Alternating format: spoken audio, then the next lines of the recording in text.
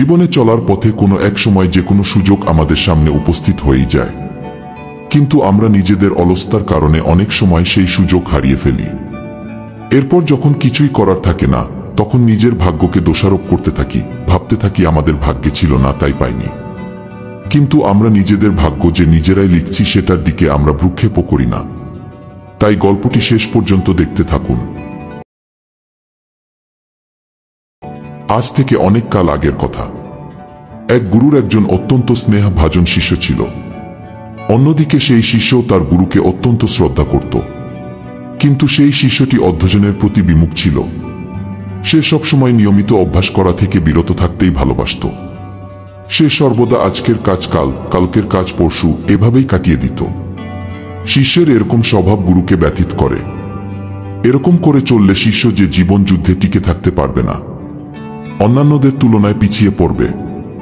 শিষ্যটি কোনো কাজ দেখলেই তা থেকে পালিয়ে যাওয়ার চেষ্টায় থাকত। কোনো সিদ্ধান্ত নিতে গেলে সর্বদা পিছিয়ে থাকত, অথবা সিদ্ধান্ত যদি নিয়েও নিত তা ভুল সিদ্ধান্ত নিত। সে সর্বদা নিজের ভাগ্যের প্রতি বিশ্বাসী। তার মতে ভাগ্যে যা আছে তাই হবে।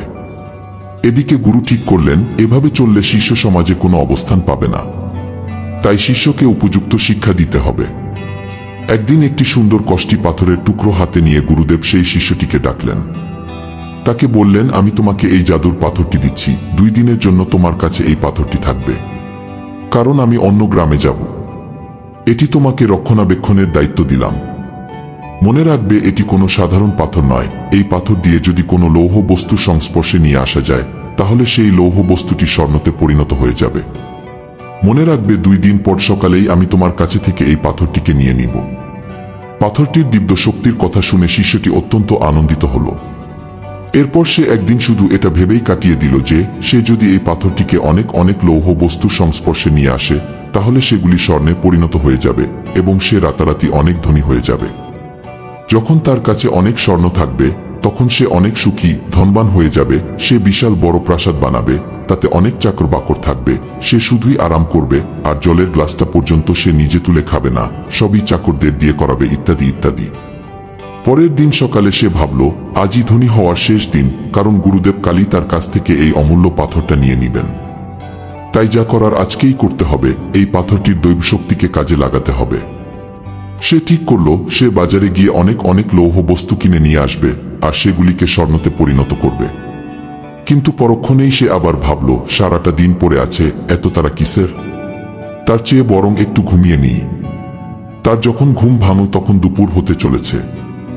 সে গোসল করে দুপুরের খাবার খেয়ে লৌহ জিনিস আনতে যাওয়ার কথা ভাবল। কিন্তু তার আবার দুপুরের খাবার খাওয়ার পর একটু বিশ্রাম নেওয়ার অভ্যেস রয়েছে। এদিকে দুপুরের খাবার খাওয়ার পর কখন যে বিশ্রাম নিতে নিতে তার চোখ বুজে এসেছে তা সে নিজেও জানে না। যখন তার ঘুম ভাঙল তখন সূর্য দিগন্তে পৌঁছেছে। সে তড়িঘড়ি করে বাজারের উদ্দেশ্যে রওনা দিল। কিন্তু যেতে যেতে রাস্তার মাঝেই সে তার গুরুদেবকে দেখল। সে গুরুদেবের চরণে প্রণাম জানিয়ে আরেকদিন বেশি সেই পাথরটি তার কাছে রাখার আকুতি মিনতি করতে লাগল। কিন্তু গুরুদেব বললেন, আমি কাল সকালেই এই পাথরটা নিয়ে নিব। এরপর গুরুদেবের সাথে কথা বলতে বলতে সন্ধ্যা গড়িয়ে যায়। গুরুদেব বিদায় নেওয়ার পর সে লোহার দোকানে গিয়ে দেখে দোকানদার দোকানে তালা ঝোলাচ্ছে। অনেক মিনতি করেও দোকানি দোকান খুলল না। মুহূর্তের মধ্যেই সেই শিষ্যটির ধনী হওয়ার স্বপ্ন ভেঙে চুরমার হয়ে গেল। সে বৃথা সময় ব্যয় করার জন্য নিজেই নিজের উপর দোষারোপ করতে লাগল। কিন্তু তখন আর নিজের উপর দোষারোপ করে লাভ কি? জীবনে ধনী বা মহান হতে গেলে বসে বসে চিন্তা করে হওয়া যায় না, হতে পারবেন কঠোর পরিশ্রমের মাধ্যমে। জীবনে যে সমস্ত ব্যক্তিগণ কিছু করে দেখিয়েছেন, খোঁজ নিয়ে দেখবেন তাদের ইতিহাস কত কঠিন, তাদের ভাঙ্গা গড়ার লড়াইটা কত কঠিন। তবে শুধু পরিশ্রমই সাফল্যের মূল চাবিকাঠি নয়।